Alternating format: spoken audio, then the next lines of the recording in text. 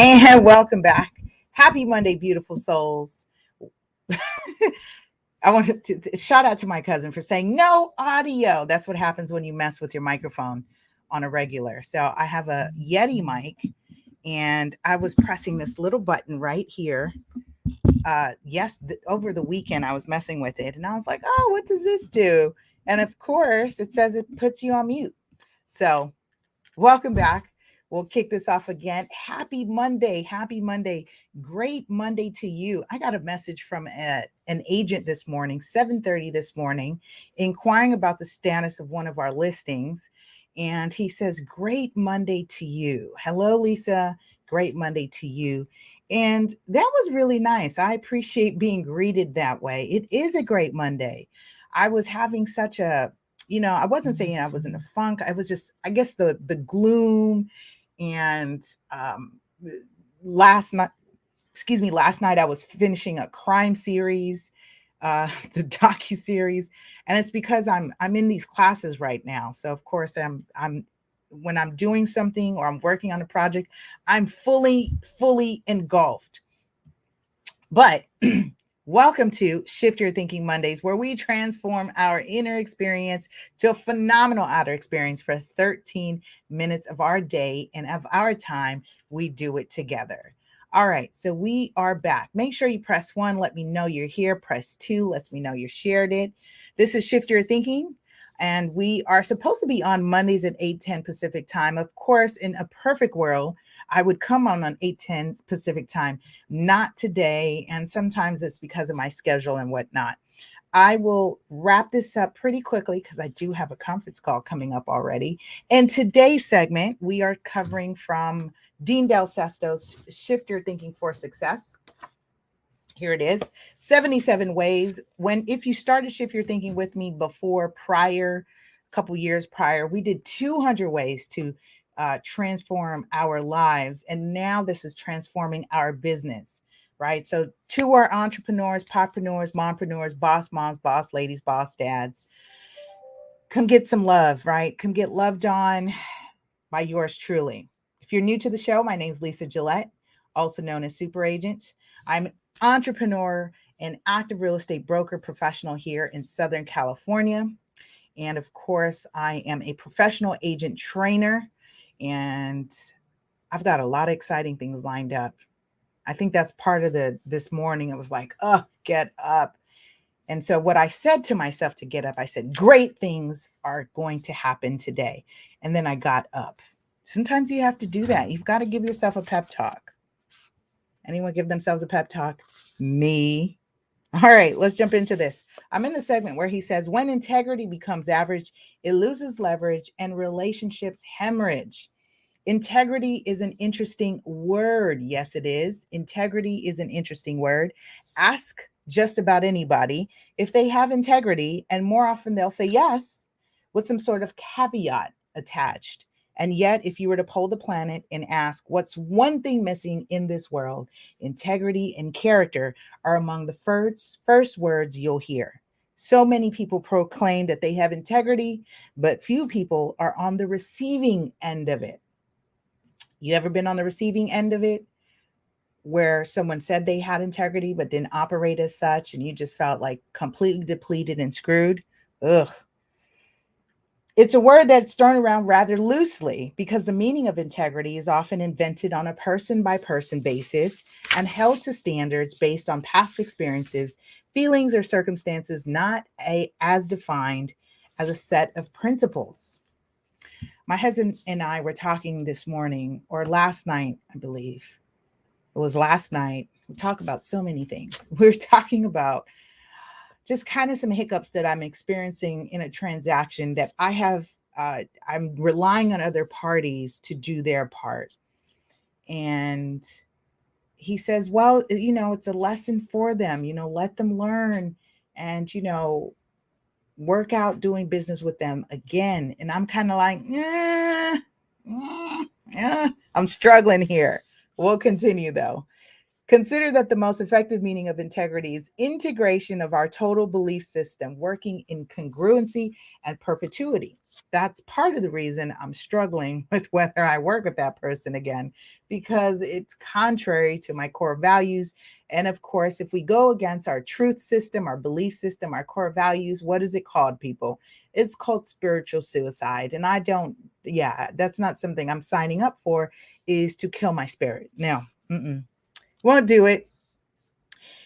That means whatever belief system defines our character and our brand, we must achieve every aspect of it all at all times, every time, and never fail. I don't know about you, he says, but something tells me I will be out of integrity before the week is over, or more realistically, before the day is done. He says, for anyone to claim that they have integrity, they have to achieve its real world meaning. So here's the rub. Nobody owns integrity. Drop that in a comment below. Type integrity. Let's say it a couple times. Drop it into our DNA, our dinner. I got that from Bart Simpson. That was like the funniest thing I heard on one of the Simpsons episodes when he says dinner. He was referring to DNA. Let's continue. He says it's not something you can possess or even claim you have. Correct. It's an experience, at least from my perspective. But let's see what Dean says. Demonstrating, meaning it's an act B show. Demonstrating integrity is an ongoing practice that knows no end, only new beginnings. The moment we own integrity is the moment we begin to relax in our commitment to practice it. Think about it, he says. Why would I need to practice that which I already have or own? I agree. He says, I'm an integrous person, one might say. Integrous, by the way, is not a word, and for good reason. But the idea that we own integrity is like saying we own patience, love, or self-control. What are some other words you can think about we use loosely and that we don't own or have possession of? It's not something you are. It's a being, a doing, a demonstrating. Several years ago, he says, I was working with a vendor on a project and got a call from them just before their deadline, which was 2 days before my own presentation time. The programmer told me the project was not going to be completed as he had another project come up. He says, I had to call my client and let them know that the project was not going to be done on time. Not a fun experience for me. So anyone have to make those phone calls in my business? Of course, yes. We're driven by timelines and estimated timelines, which is why I reiterate and remind people we have an estimated close of escrow. I think this year was actually first time in a long time I've closed an escrow on time. It was so smooth. It was really nice. And sometimes I believe this. So here's another thing, just sidebar, is that the escrows mirror the personalities of the people involved. If you are a challenging person, drama and all kinds of worries and whatnot, then your escrow tends to be that way. But if you are a calm, cool, collected person, easygoing, guess what? So does your escrow. And that's what I watched with this particular client. She's so sweet, easygoing, and things went smoothly. And sometimes we have to make those phone calls. So he says, now I've had to delay the presentation more than once in my career for a variety of reasons. Generally, it's not a big enough hit to kill the relationship, he says, but one occasion, a single delay killed the account. Have something like that happen where it's just one hiccup and the whole thing is a domino effect and you lose the deal, the account, the business, and the transaction. Yeah, we've been there. If you're in business, you're going to experience those things. And it's how you navigate it. Sometimes I can beat myself up, and I know there's no self-abuse on Shift Your Thinking or in this platform, but I definitely have gone through that where it's like, you could have did it differently. You could have did this. You could have, would have, should have. And if you recall when we did your Shift Your Thinking before, 200 ways, we don't live by the coulda, woulda, shouldas. It's easy to slip from it, which is why it's so important to do this, right? He says the client shared that if this was going to be the go forward dependability, they couldn't go down that road. It was a hard line, but I deserved it, he says. Back to the programmer. When I confronted my programmer on the breakdown, he got upset with me and alluded that I was questioning his integrity. You dang Skippy. And I said, "You're right, I am. You made a judgment call to put work that suited your situation in front of mine without even having the professional courtesy." Drop that in the comments below. Professional courtesy. Oh, I wish someone had the professional courtesy to call me. Don't send your henchmen or henchwomen to give me the bad news. Have the professional courtesy to call me and tell me when it's not going to go a certain way. He says, "You didn't even have the professional courtesy to call me and let me know that my job would be delayed." He says that would have given me plenty of time to get another programmer to fill the gap and I could have made my presentation on time. Not only has your brand been impacted here, mine has as well. I went on to share that he was confusing integrity with selective virtue or situational integrity. Ooh, situational integrity. That's an interesting one. He says, "I told him I know these things happen, but he would have been able to keep the momentum of his integrity that he just called and given me plenty of time to field it to another programmer. Give me an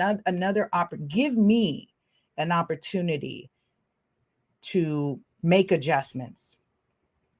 I agree. When people don't give you the time to make adjustments, it's a hard one. He says, "We cleared the air and have a better working relationship today because of it." So, given that he said they've cleared the air, and I was speaking with a colleague about a scenario, and she said, "Well, going forward," she says, "you want to talk to that person face to face, no text, no phone call, clear the air." With that, let's say, um, let's think about those moments. I'm hearing so many things right now about professional courtesy and making those adjustments, and integrity is not something you own. Okay, with that, there's a couple to dos that we can do. And here's the thing, um, our call to action. Let's do call to action. I'm going to wrap up because I have a conference call coming up in 5 minutes. He says, let's consider the total picture, every area of your integrity today. So the full picture, not piece of it, not part of it. He gives some examples and he says, integrity is a daily decision. Integrity is proactive, not active in nature. Integrity is completing everything you said you would, regardless of how much work it is. Integrity is going beyond what is needed into the realm of absolute excellence in all you do. Integrity is waking up earlier so you can fulfill that one dream you've been putting off so long. Integrity is never complaining, ever. Integrity is being on time every time. Ooh, that means I've got to work on being on time for Shift Your Thinking. Integrity is focusing on what's next, not what's wrong. Integrity is taking full responsibility for your own actions. Agreed. Integrity is taking risks, knowing you'll exercise the character needed to make it happen. Integrity is picking up the phone when someone is in need, when someone in need is calling. Integrity is bringing attention to extra change that a clerk may have given you. Integrity is letting the other driver in. Integrity is asking if anybody would like the last piece of cake without that greedy smile on your face. Integrity is treating store clerks with respect. Integrity is when you enter into conflict fully considering the other's point of view. Integrity is when you turn down something you want to do for something you ought to do. Integrity is innovating ways to create value for others. Integrity is paying attention when the speaker is speaking. Integrity is writing things down so you won't forget. Integrity is being authentically happy when someone gets a promotion over you, whether they deserve it or not. Integrity is the only viable option when in dispute. Integrity is drawing out the best in people. Integrity is the foundation of your reputation. Integrity is sharing what is real with no worry of how that might make you feel. I think I'm going to create a new poster for the office with all these listed as what integrity is. It's not what you own, it's something you do, something you be. With that, I say, have a powerful and productive day. We'll see you next week on time as we're working on improving our integrity every day. I'll see you next week on time on Shift Your Thinking. All right. Take care, you guys. Have a great and powerful and productive day. Make sure you connect, build, and share at LA Super Agent on all your favorite platforms. I love you, love you, love you. See you next week.